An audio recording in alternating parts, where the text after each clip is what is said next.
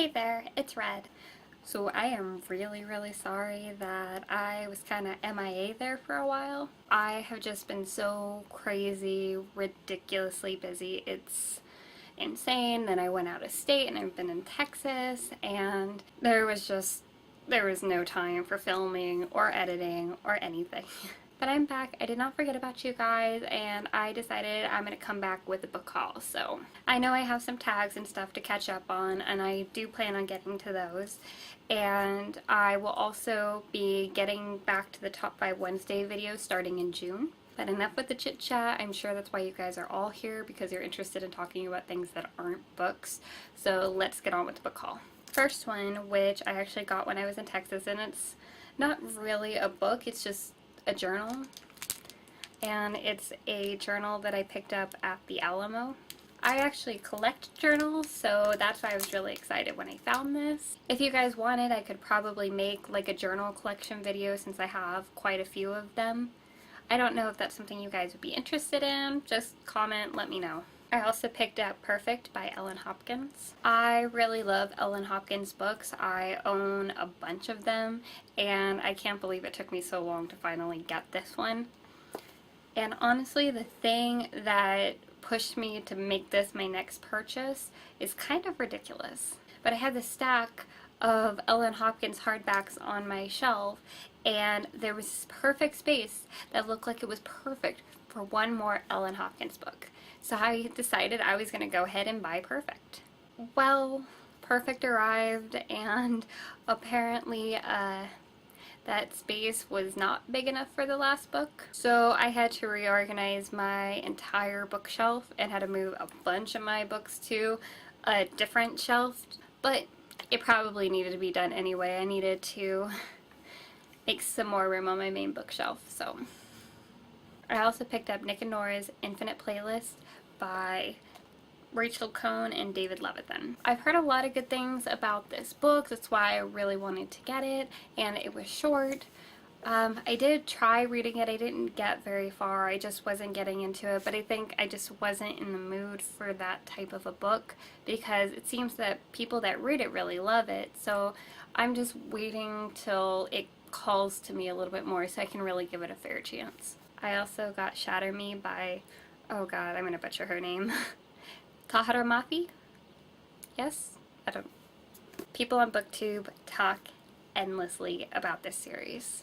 So I decided I would pick up the first book, and I actually just finished it yesterday, and I enjoyed it.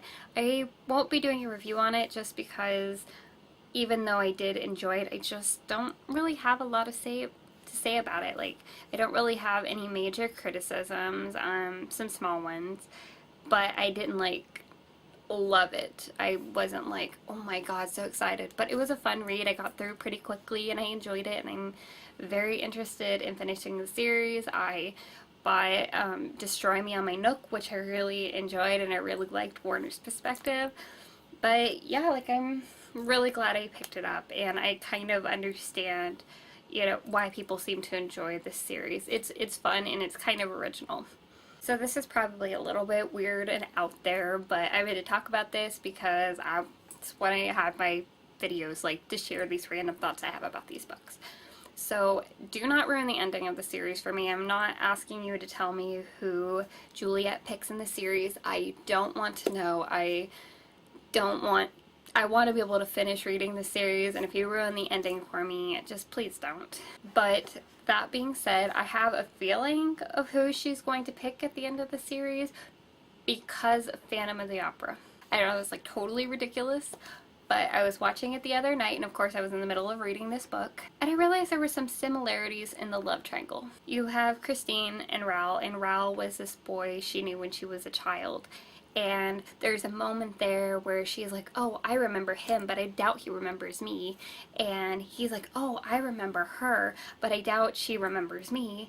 Just like Juliet and Adam, because they had that little, like, mix-up, and it turns out that they both loved each other since when they were children and since childhood, and they never really forgot each other, just like Juliet and Adam. On the other side of things, you have Christine and the Phantom. Now, you have the Phantom that is completely and totally obsessed with Christine. Like, he is just, he loves everything about her. He loves her so passionately that she is just, his whole life has become to revolve around this girl. Meanwhile, he also murders a hell of a lot of people. And then you have Juliet and Warner. Warner's this guy that, like, he is so obsessed with her and loves her so much, and he murders a lot of people. You've seen these similarities here with me? You getting them? Meanwhile, like, as far as I know, the plots are not in any way similar, but just like I feel like these relationships and this love triangle is very similar. So I was watching this movie and I was just like, oh my god, I bet you this is how it's going to end. This is how Phantom of the Opera ends. Who she chooses at the end is gonna be like at the end of Shatter Me, like, oh. But again, please do not ruin it for me if you've read it. I would super appreciate it. Don't ruin it for me. I really want to finish this series and I want to be surprised, and even if I've guessed right, I don't want to know. If I've guessed wrong, I don't want to know. However, if you see these like similarities there, like, let me know that I'm not crazy by seeing this similarity in their relationships. Moving on. The Fault in Our Stars by John Green. I have already read The Fault in Our Stars. I loved it just like everybody else, but I had it on my Nook, so I had it as an ebook. I did not have a hard copy of it. I resisted buying it for a little while, even though I wanted it, just because I already read it, and it's very hard for me to buy a book that I've already read when I could be buying books that I haven't read yet. But eventually I gave in because I felt my shelves were just craving it. They were missing this book that just needed to be up there, so I picked it up. One of those books being Fangirl by Rainbow Rowell. Now, despite how much it's talked about on BookTube, I had seen this book around. I'd seen this book around before my real introduction to BookTube, before, you know, realizing that this whole community was obsessed with this book. I had seen it around, but it was just one that I kept passing up. I always thought the cover was pretty cute, but I could never bring myself to buy it. But then, you know, I kept hearing about it on BookTube and people loved it, so I picked it up and I hope to read it soon so I can understand what everybody's talking about and why they love this book so much. The next book that's talked about on BookTube a lot, Winger by Andrew Smith. It's super popular on BookTube now. When I originally wanted it, it had nothing to do with BookTube. I heard a couple people mention it on their TBRs, but nobody had read it. Nobody had really talked about it. But I don't know what it was about this book. I'm really surprised I haven't read it yet, actually, considering how badly I wanted this book. It was just like, this book, I didn't know anything about it, but for some reason I felt like this connection with this book, and I felt like I had to have it. I really hope that when I read it, I understand why I needed this book, considering that I bought it without any clue of what it was about. So I'm just hoping my instincts are gonna prove me right. But everybody else seems to love it, so that gives me some hope. The most recent ones I bought at Barnes & Noble the other day.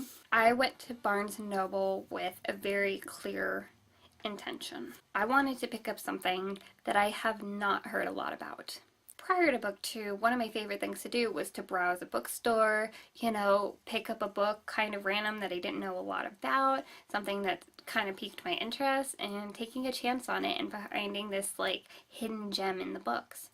That's what happened with me in the Devouring series. I kind of picked it up on a whim. I thought it sounded kind of cool. I didn't really know a whole lot of what it was about, but it had this really cool poem on the back. And I bought it and ended up loving the series. It was awesome. And I kind of miss doing that because since BookTube, it's pushed me to buy books that I already kind of know what they're about. I know that people like them. I know that people know about them. And that's great. I mean, don't get me wrong. I'm very grateful to BookTube for that because I feel like I've been encouraged to pick up books that I might not have normally picked up on my own that I ended up loving. That being said, I still really miss just going in without a preconceived title in my head of what I wanted. I wanted something I had not heard about, something I could just pick off the shelf that sounds kind of cool and try it. So one of the books I picked up is Asylum by Madeleine Roux. I saw this book the last couple times I've been at Barnes & Noble and I kept wanting to pick it up, but then I ended up buying something else, and finally I decided to just try it. I haven't really seen anybody talk about it. Maybe they have and I just haven't seen it, but I haven't seen anybody talk about it or show it or anything. But I mean, the cover's like really cool. It's really creepy, and I love things that have to do with insane asylums. Like, they're interesting to me. I love creepy stories. Like, I love horror. I've talked about that before. I love horror. So I'm really excited to read this, and what's really cool about it too, that kind of reminds me of Miss Peregrine's, is that they actually incorporate photographs into the story, but they're real photographs of mental institutions. Like, I just think that's so cool. That's so creepy, and that really, I didn't realize that the first couple times I looked at the book that they had real photographs of institutions in there in the story. So when I realized that this last time looking at the book, I was like, I have to have this. This needs to be in my life. The second book I picked up at Barnes & Noble that day is called The Killing Woods by Lucy Christopher. Another book that I haven't heard about, I haven't seen. It is by the same author as Stolen, which I have heard about on BookTube before. I've heard about Stolen, but I've yet to hear about this book. The cover's okay. I mean, it's not bad, it's not great. My mom actually picked this off the shelf for me. Sometimes I like to bring her when I'm shopping for books because she has this real knack of just picking the most random books on the shelves. You know, just something, who knows what it is about this book that caught her eye. Sometimes it could be something in the title, it could be a detail on the cover, just something about it will catch her eye, and she just has a really, really good instinct for books. I don't know what it is. It's like practically a superpower. So she picked this out on the shelf, and honestly, it sounds really cool. Like, I'm really interested in reading this. I'll read the inside of it for you. Ashley Parker is dead, and Emily Shepard's dad is accused of the crime. A former soldier suffering from PTSD, he emerges from the woods carrying the girl's broken body. Gone, he says, then retreats into silence. What really happened that wild night? Emily knows in her bones that her father is innocent. Isn't he? Before he's convicted, she's got to find out the truth. Does Damon Hillary, Ashley's charismatic boyfriend, have the answers? Or is he only playing games with her? The kinds of games that can kill. This sounds like it'll be a really interesting psychological thriller, and I haven't read a psychological thriller in a while. I used to read them all the time. I love them. I love the suspense. I love trying to figure it out. And I really haven't read them in a while, and I kind of miss it. So, and this one sounds really cool, and I'm really interested in reading this, and I really want to read it. So I think I'm going to move this up in my list for books to read. So that is all for this book haul. I am glad that I'm finally getting a video back up for you guys. I've missed doing this, and I'm glad that I actually found a few minutes to be able to get one together. I'm going to work very hard on trying to get my consistency back up. Again, I'm really sorry for the random hiatus without warning. It just, again, it's been crazy.